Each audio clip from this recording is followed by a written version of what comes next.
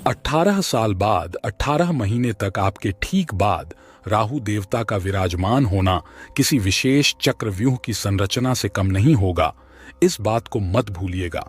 दूसरी ओर केतु देवता आपके छठे भाव को प्रभावित कर रहे हैं। इन दोनों का मिलाजुला प्रभाव हमारे जीवन को किस तरह से प्रभावित कर पाएगा, ये देखना दिलचस्प होगा। क्या हमारे जीवन को उन्नति के मार्ग पर ले जाने में सफल हो पाएंगे? इस सवाल का उत्तर खोजने और समझने के लिए हम यहाँ एकत्रित हुए हैं। हम जानने का प्रयास कर रहे हैं कि इन बाधाओं को कैसे पार करके हम इस लक्ष्य को प्राप्त कर सकते हैं। आपको महाभारत के उस युद्ध की याद होगी जब अभिमन्यु को यह जानकारी थी कि उसे चक्रव्यूह में प्रवेश करना है, परंतु उसे इस बात की जानकारी नहीं थी कि बाहर निकलने का क्या तरीका है। वह बिना सोचे समझे उस चक्रव्यूह में प्रविष्ट हो गया, जहां उसने आचार्य और उससे कहीं अधिक योद्धाओं के साथ युद्ध किया। लेकिन परिणाम क्या निकला? उन्हें बाहर निकलने का रास्ता ही नहीं मिला और इसी कारण वे वीर गति को प्राप्त हुए। हमारे साथ भी ऐसा ही होता है।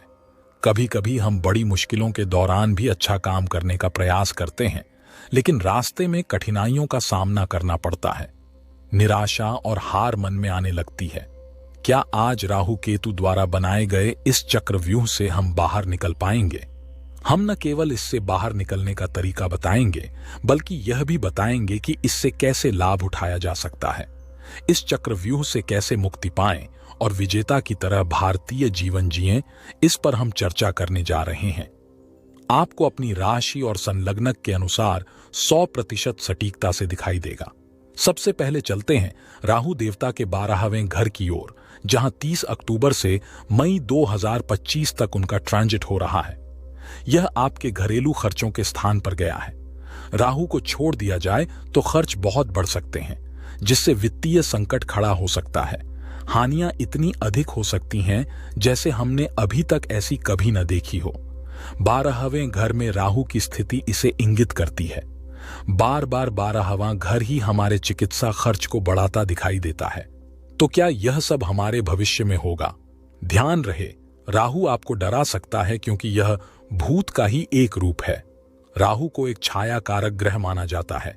वह आपको डराने का प्रयास करेगा, लेकिन सभी जानते हैं कि डर के आगे जीत है यदि आप डरे नहीं। अगर आप डरते नहीं तो आप वह सब कुछ प्राप्त कर सकते हैं जिसके आप वास्तव में हकदार हैं। राहु के पास ऊपरी हिस्सा है, जैसा कि सभी जानते हैं, और केतु के पास नीचे का हिस्सा है। इस हिसाब से राहु को चाहिए ही चाहिए। यदि भावना आपके अंदर आ जाए तो समझिए कि राहु आप पर प्रभावी हो गया है। राहु को राहु कहा गया है। इसमें भूख रहती है, चाहिए ही चाहिए। यदि आप मेरे प्रति आदर रखते हैं तो आपके अंदर मुझ में निवेश करने की ललक होनी चाहिए। चाहे आपकी परिस्थितियां कितनी ही विषम क्यों न हो, प्रत्येक निवेश एक विकल्प है। यह आपके लिए एक निवेश का विकल्प है जो मैं आपको प्रदान करने आया हूं। 12वां भाव हमारे निवेश को प्रदर्शित करता है, जहां राहु देव विद्यमान है। अन्यथा यह स्थान खर्च और हानि का है। मैं आपको सावधान करता हूं कि आपको कोई बड़ा विशेष खर्च करने से पहले सोच विचार कर लेना चाहिए। 2 प्रकार के खर्च होते हैं, एक अच्छे और दूसरे बुरे। बुरे खर्च वे होते हैं जो केवल भौतिक सुख सुविधा के लिए किए जाते हैं और जो आवश्यक नहीं होते, जैसे कि 12वीं घर पर अतिरिक्त खर्च करना। अच्छे खर्च वे होते हैं जिन्हें हम निवेश के रूप में देखते हैं, जैसे कि सोना चांदी खरीदना, प्रॉपर्टी में निवेश करना या कोई ऐसी चीज जिस पर हमने भविष्य के लिए निवेश किया हो। भविष्य में उसे प्रतिफल मिलेगा। यह राहु आपको करने वाला है। इस चक्रव्यूह को तोड़ने का सबसे अच्छा तरीका निवेश करना है। मेरे पास कितना धन है इससे फर्क नहीं पड़ता, चाहे आपके पास लाखों हों या करोड़ों। फर्क इस बात से पड़ता है कि अगर आपने 5 रुपये में से भी अगर 4 नहीं बचाया, मतलब आपने निवेश कर लिया है, जो राहु के प्रभाव को यहां बनाने का कारण बनेगा। हमारा निवेश और हमारे भावनात्मक निवेश दोनों महत्वपूर्ण हैं। बार बार निवेश करने से वह भावना उत्पन्न होती है जो परिवर्तन का कारण बनती है। अब हम में वो जुनून और भूख होनी चाहिए जिससे हम अपने जीवन को बदल सकें। जब आपने बदलाव का निर्णय लिया, तब से आपके जीवन में परिवर्तन शुरू हो गया। अब आप और भी प्रभावशाली बन गए हैं। सुबह से ही आप परिवर्तन के प्रभाव में हैं और अब कोई भी इस परिवर्तन को रोक नहीं सकता। इस बात को किसी को न बताएं। यह स्थान एक ऐसा स्थान है जहां हम ध्यान और दान के माध्यम से इस परिवर्तन से लाभ उठा सकते हैं। देखिए, इस हॉस्पिटल का खर्च बहुत अधिक है। अगर हमें हॉस्पिटल जाना पड़ा तो हमारे पैसे और स्वास्थ्य दोनों पर बुरा असर पड़ेगा। इससे पहले कि हम हॉस्पिटल जाएं, उन लोगों को जो वहां रोगी हैं या काम करते हैं कुछ दान देना चाहिए, कुछ धर्म कार्य करना चाहिए।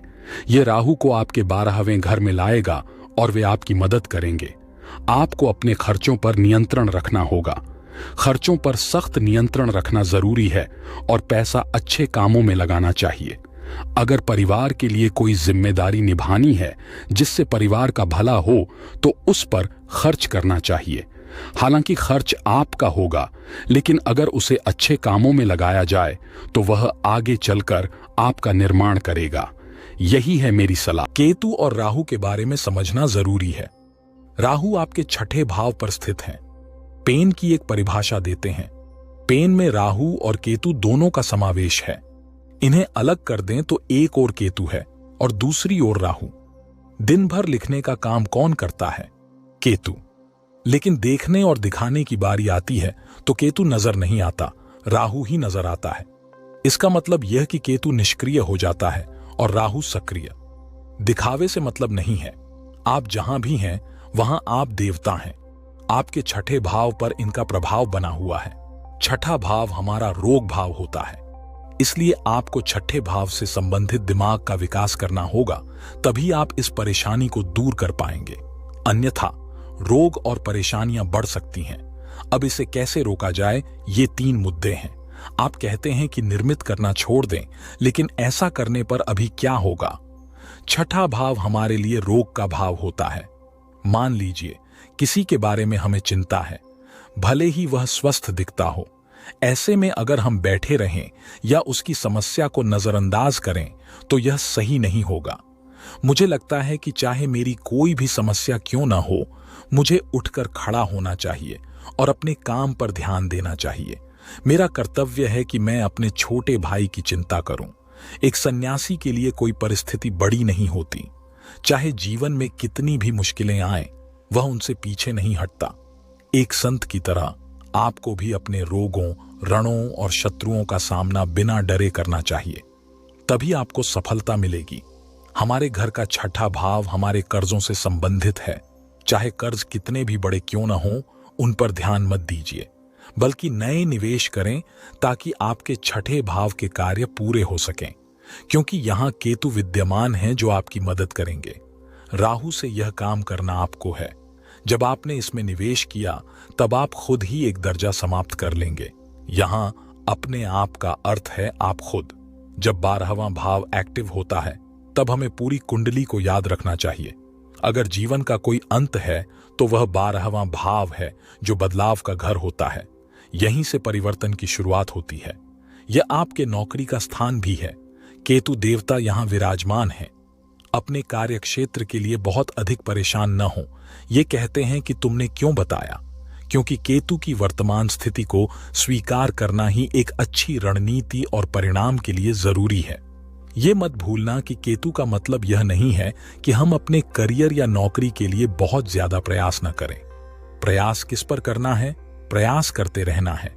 12वीं कक्षा में कहते हैं कि भाई तुम बाहर जाकर काम करो, देवता यहां बैठे हैं। आपको मेहनत करते रहनी चाहिए, न कि किसी और की मेहनत पर भरोसा करना चाहिए। मेहनत तो देवता भी करते हैं, लेकिन उसका परिणाम क्या होगा इसके बारे में न सोचें। यदि आपने मेहनत सही रास्ते पर, सत्य मार्ग पर की है तो निश्चित रूप से यह आपके लिए बहुत कुछ लाएगी। जो लोग आध्यात्मिक रूप से उन्नत होते हैं वे हमारे समाज के लिए बहुत महत्वपूर्ण होते हैं। ग्रहों को हमारे जीवन में एक प्रमुख कारक माना जाता है। हमारे लिए तो देवता ही सर्वोपरि हैं।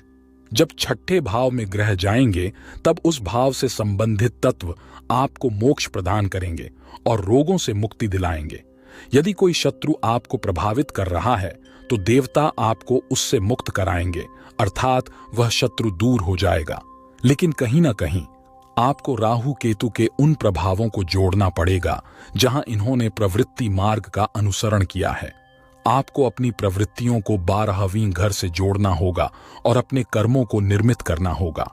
जहां भी आप स्थित हैं, आपको मेहनत करनी होगी, लेकिन उस मेहनत का प्रतिफल तभी मिलेगा जब आप यह नहीं सोचेंगे कि मुझे क्या मिलेगा और कैसे मिलेगा, बल्कि जब आप यह सोचेंगे कि मेरा कर्म ही मेरा धर्म है, जो जैसा करेगा वैसा फल पाएगा। इस बात को समझते हुए आपके कर्मों का फल यहां मिलेगा। जो लोग नौकरी में हैं, उनके लिए यह पिछली बार छठे भाव पर पड़ रहा है। इसका मतलब यह है कि आप अपनी नौकरी में परिवर्तन लाना चाहते हैं, प्रमोशन पाना चाहते हैं, नौकरी को विदेश ले जाना चाहते हैं या फिर विदेशों में नौकरी करना चाहते हैं।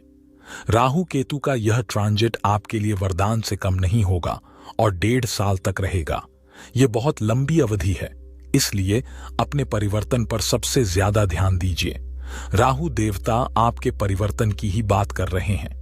वे आपके रोगों, कर्जों और शत्रुओं से मुक्ति की बात कर रहे हैं।